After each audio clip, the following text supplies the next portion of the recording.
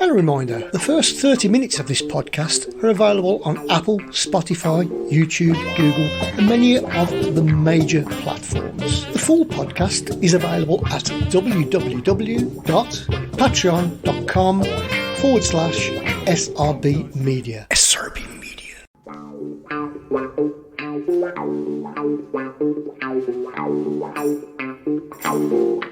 Good evening, Gavin. Good evening, TC, and welcome all to our weekly podcast, Terry Curran's The Curran View with the Orley Billsborough. Mr. Terry Curran, take 35, steady away, son, how are you? Yes, not too bad. I had a good day today. I went down to the local pub, met some of my old friends from school, Johnny Miller, Shotty and all them. So I've had a good afternoon because it's my brother's birthday, so I've had a fabulous day today. So it's happy birthday, Bernard. Happy birthday, Bernard, and great to see some of my old friends. Yeah, I mean, it's great to hook up with kids that you went to school with, you know, your first friends in life, really, that you bond with, aren't they? Yeah, they are a good bunch of lads, and they like to go in there on a Monday or a Tuesday afternoon, place little horse racing bets on, and so, but they go in on a regular basis. But like I say, I'm not a drinking. Now and again, I'll nip it. But it was a great afternoon. And on top of that, I'd like to apologise for last Friday. As you know, I was coming down to see Andy Gray and meet up with you for the first time, and I decided to not leave a key out for the kids, and they couldn't get in, so I had to turn back. Absolute nightmare, and Roger was your chauffeur that night, a Birmingham City supporter. There was a couple of Birmingham City supporters in the Aston Inn, which used to be the Aston Social, a place that I've frequented many a time because I do go down and watch Aston Villa with my stepson Tom. Whenever there's a spare ticket and I'm not working, I'll go and take the seat on the alt end and we go for a drink in the Aston Inn beforehand. But before we get on to the magic moments, let's just talk about that magnificent night. RPG Promotions, Mr. Paul Ryder. Got to give a mention to Kev Backnell, Rach Proctor, and the team there at VIP Volcano and EA Promotions. A really good team, a really good organisation, and a real good evening. And I thought the staff at the Aston Inn were fabulous as well. Andy was absolutely gutted too that he couldn't link up with you, and I did pass on your apologies. He's going to do one with Brian Little there. He's going to do one with Brian. I believe it's early June. He won't be there. It'll be in Kingshurst, my area that I grew up in. Paul also is from Kingshurst, and so it's great to link up with lads. Well, I'm going to get down to that one. If that one's definitely on, I'm going to get down to that one. Yeah, it should be. But again, the great event, and I did pass on your number to Andy, so you are connected again, and it'd be great to press the flesh and link up. Tom Ross was the host, and Andy was in fine form, fine fettle, and it was just a great night. Some wonderful stories from Andy. And great to finally meet him in the flesh. I have done a couple of podcasts with Andy. I really appreciate all the time that these former pros give me to record podcasts with them. So it was great to meet up with Andy and just finally say thank you. Yeah, and no doubt you'll have some funny stories and some serious stories, really. Absolutely. Because you had some great times at Everton. I mean, some of the stories he couldn't tell because his family were in the room. I'm guessing some of them stories did come from his Everton years, and a number of them might have involved you. but no, it was superb. Magic moments, TC. What superb moments of magic have you Well, we haven't sourced had a this lot week? of football on, as you know, only the lower leagues. But I've seen the messy one, what you put on. I was going to go with Saka, the Arsenal play with England the other night. Yep. Great control, came inside, bang, right into the top left-hand corner, great goal. But I'm going for Pavard. Is it Pavard? The French guy other night against Republic of Ireland. Didn't see it.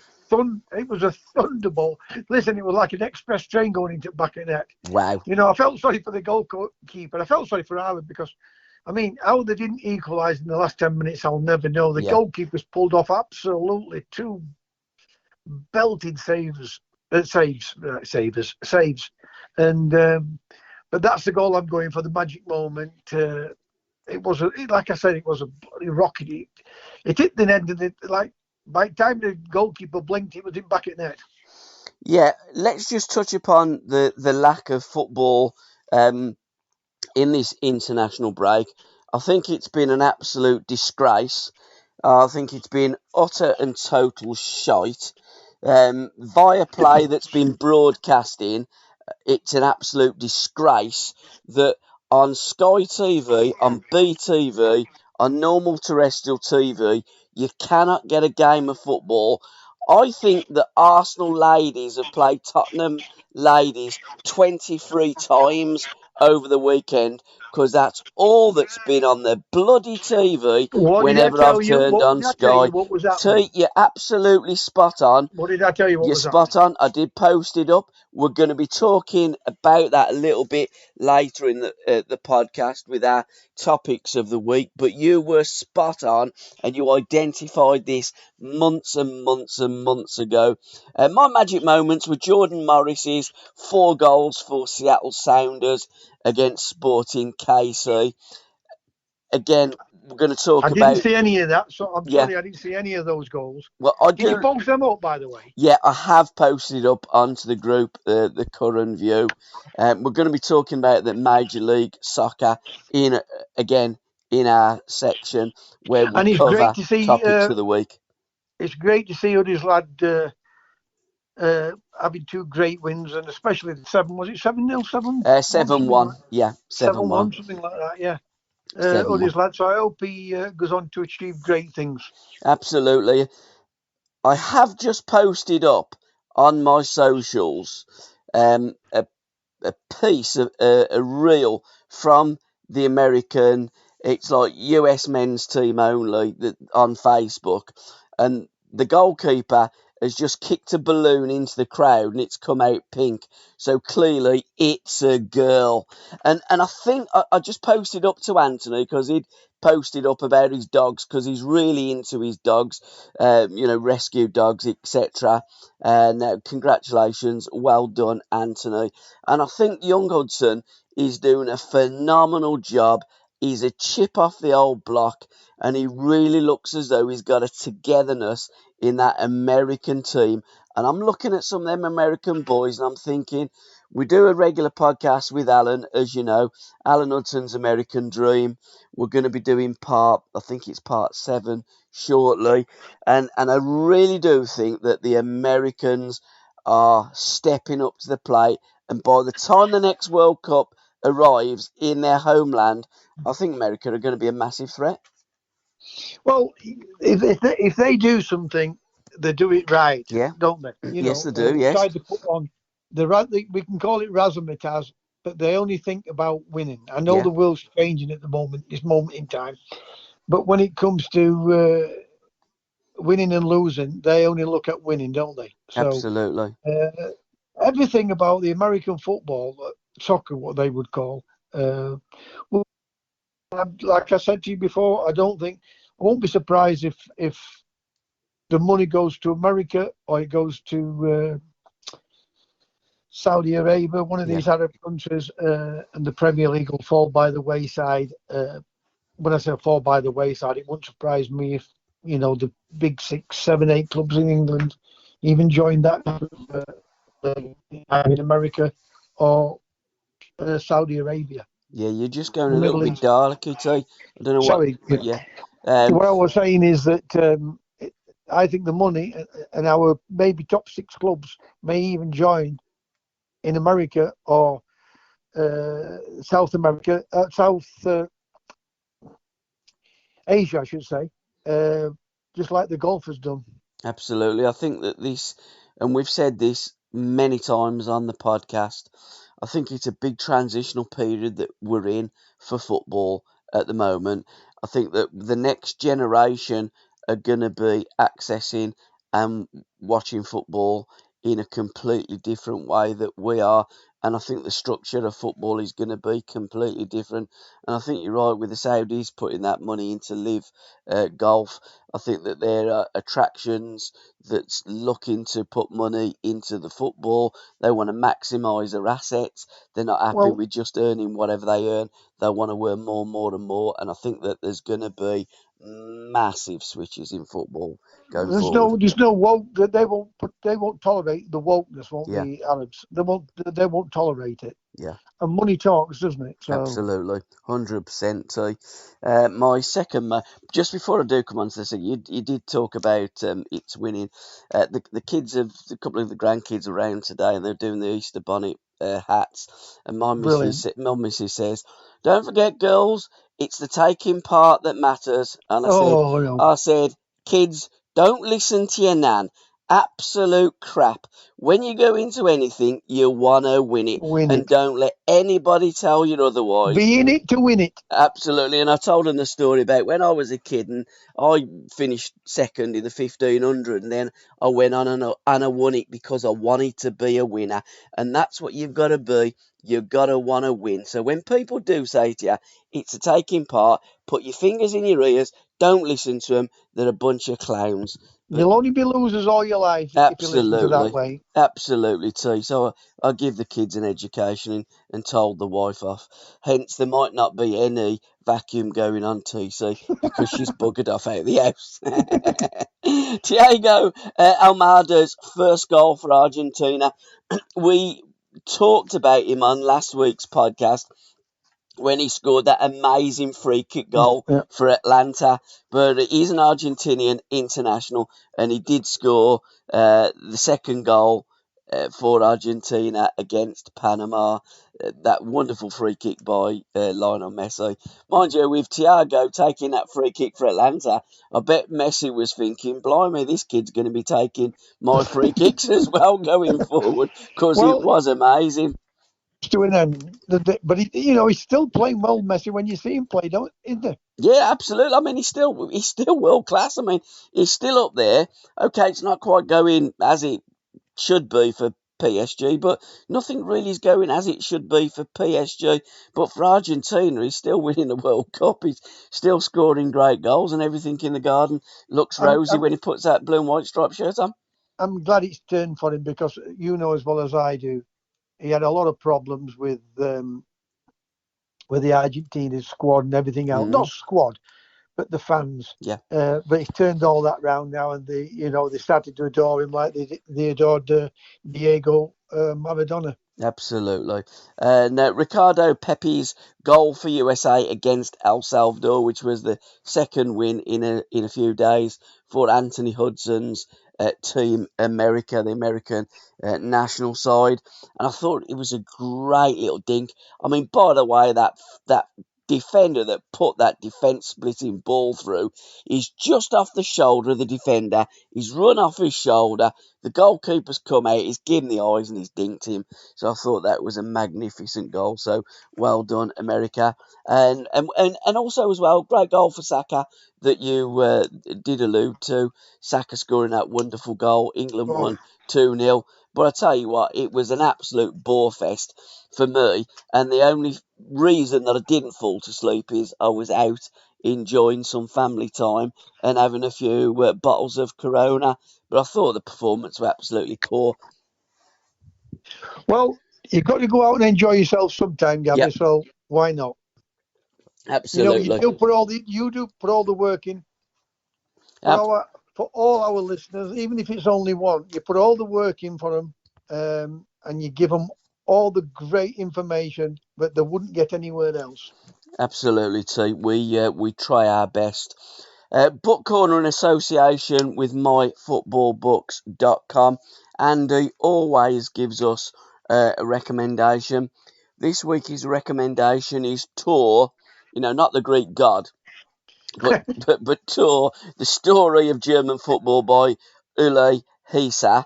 I hope I've pronounced your name correct there, sir.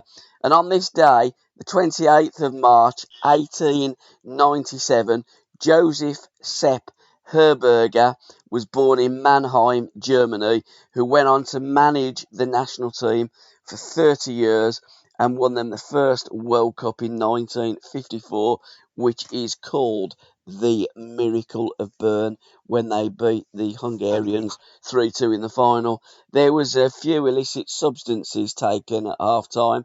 There's an awful lot, and there would be a steward's inquiry today. In fact, there'd probably be a lifetime ban, but Germany did run out winners, and he was the manager. So a great book. I like all these books on the history of football, and Tor is the history of German football. I was watching a little bit of Ian Shane the other night on YouTube, and he was on about the actor Ian Shane. You remember the Yeah. And he was on about the Hungarian team, and every time I hear the Hungarian team, I always think of you, because you always rave about this great Hungarian team. And I thought to myself, Gavin was on about this. Every time he mentions the Hungarians, he always talks about these players. And he was reeling them all off, Ian McShane. But he was a Man United fan. Absolutely. Lovejoy, not Lovejoy. Was it Lovejoy? Yeah. Wasn't it? Yeah, Lovejoy, yeah. The antiques dealer. Oh, I didn't realise he was really into football, like with Hungarians. Yeah, he's massive. Oh, it was reeling all these names off, and he was going on about these, not just those, but one about the English teams and English players, British players, fascinating. He played George Best in a film, didn't he? Yeah, I think he did. I mean, say you haven't seen much on the screen of him recently. This is what happens with these actors. Then all of a sudden we'll be watching something, I don't know, might be Vera. I was watching a film up at Janet's the other night, and he was on it. Oh, okay. Yeah, and it's funny because then I'll go to YouTube, and first thing that comes on is him. Yeah. Well, that's weird, that. It is mad, though, isn't it, when you talk about something or somebody, and then all of a sudden you go, blimey, I was only talking about you the other day. It really is uncanny. Grey Matters, Andy Gray's the autobiography, Grey Matters.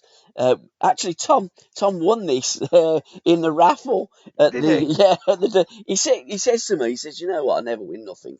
I'll never win nothing. Called out his number. I said, well, you've won something now, son. So yeah, he gave us the book, the Grey Matters, the autobiography, and on page 80,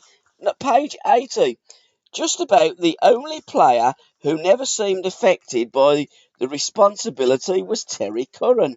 Terry had been bought into Goodison on loan during Howard's first season, and he'd helped the team stave off relegation. Everton hadn't been able to raise the money to buy him outright, but then they got him permanently a year later. Terry was a tricky winger and a real cocky character. And he goes on to say he should have been playing at the San Siro, not Bramble Lane.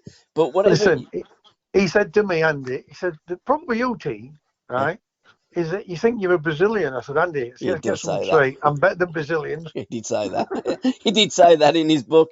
He said he was about the cockiest player that I've ever played with. He thought he could play for any team. No, I know you didn't. I know you never. I never thought we could lose a game. Yeah. Andy and them, we were going to Man United. I think we drew one apiece. Mm-hmm. We drew one apiece.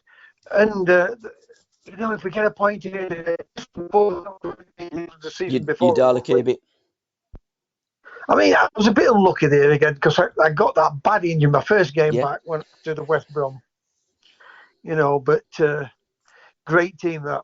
Great team. Absolutely, one of the greatest teams ever in British football. I mean, that side there at Everton, you can put them up against any team that's ever kicked a ball. They had absolutely everything, and sadly, because of Heysel, they wasn't allowed to go and play and compete for the European Cup. Competition. I think they'd have probably won. Disappointing, really. I mean, what I will say about that European Cup Winners' Cup. There was a lot of easy rounds in for us. I think we played somebody in Ireland, an amateur team in Ireland. I think we played a Czechoslovakia team, which weren't I think that was an army team. Yeah. What else? 402 to Sittard. Yeah. But we got a great result at the biggest team in Europe at that time, Bayern Munich. And we were losing 1-0 up at Goodison, and we came back to beat them 3-1. Great, but it was a great team. When I first went there, because I went there before Andy. Yeah. And I could not believe, because we beat Forest 3-1 up at Goodison. The club had been trying to get me back to go back to Forest 3 or 4 times. And he said to me after that game, he said, "Why don't you come back and play for us? You know, you'll be great here. Well, so and so. I said, "Listen, boss, these are going to win. These are going to be champions. This is a great team. I cannot believe where we are." And I could not believe where we are. And within a flash, they started to win and win and win and win. It was just unreal. I mean, when Liverpool, they got the shock of their lives. I mean, they won the replay of the League Cup, but then we started to dominate, and then they knew that Everton was going to be a force. It weren't going to be the little neighbours next door. We became the noisy neighbours, like Fergie called Manchester City noisy neighbours. And they were a great team. And it was disappointed for the lads itself. I know the fans and the club, but we were disappointed for the lads that they couldn't play because, you know, it would have been fascinating because at that time they were as good as anybody, Everton. Absolutely, and they were, you know, champions of Europe. Okay, it wasn't the European Cup, but it was the Cup Winners' Cup, so they'd already won honours in Europe. It would have been great for that side to have been able to go and play in the European Cup, but sadly not to be. But Andy Gray, It was banned matters. for 3 years, weren't they, English clubs? Yeah, it was. Yeah, terrible. But you know, there you go. These things happen to the English. They don't to others, but they do to the English. It's always the English disease. It's as though England invented hooliganism, which is absolutely incorrect. The English do get involved in fracas abroad and at home as well, but it's not everyone does, really. Absolutely, T. But it's always us that gets the blame. It's always made out that England are, you know, the bad ones, but Absolutely. It's not always England. No, not at all. We're probably not as bad as most, but again, I go back. We will always get the blame.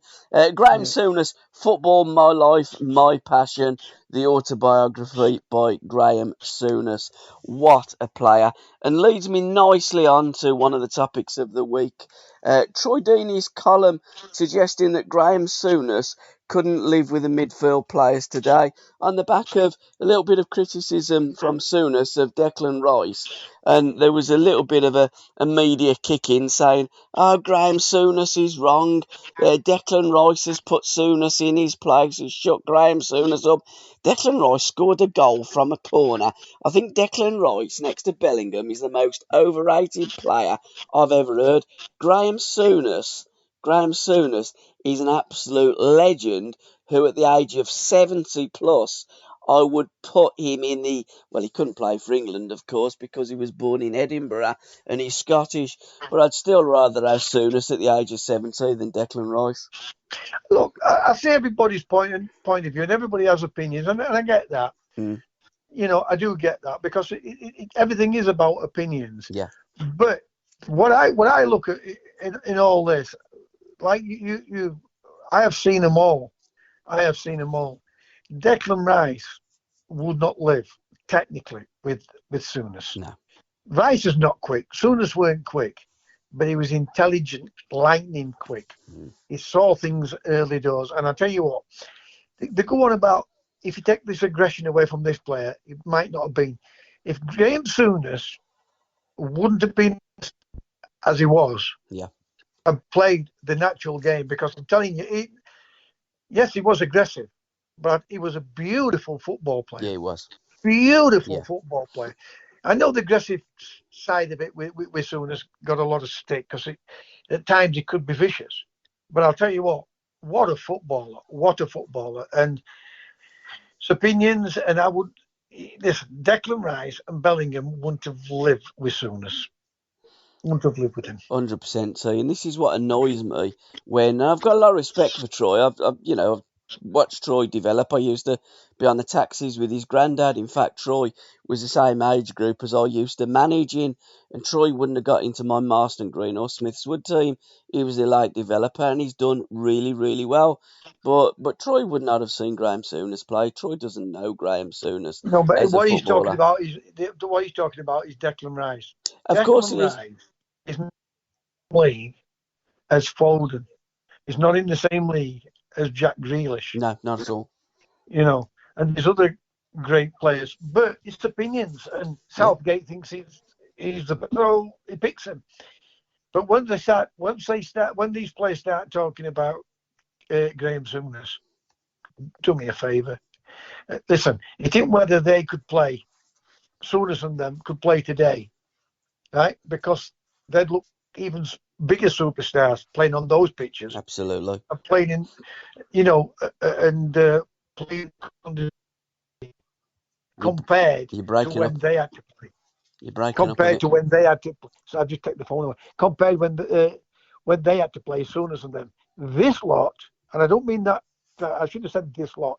Today's players wouldn't have got out of bed to play on snow, ice, waterlogged pitches.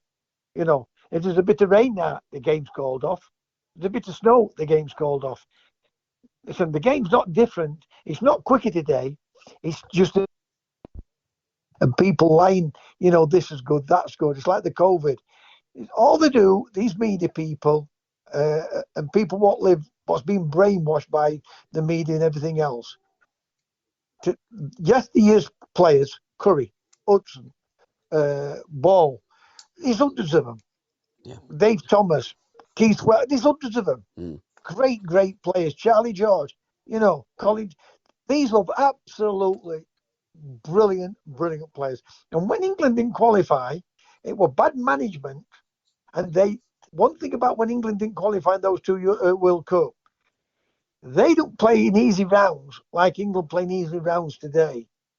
So when they start to compare, let them go win something first and then tell me they were better players. Because when you win something, then you can say that.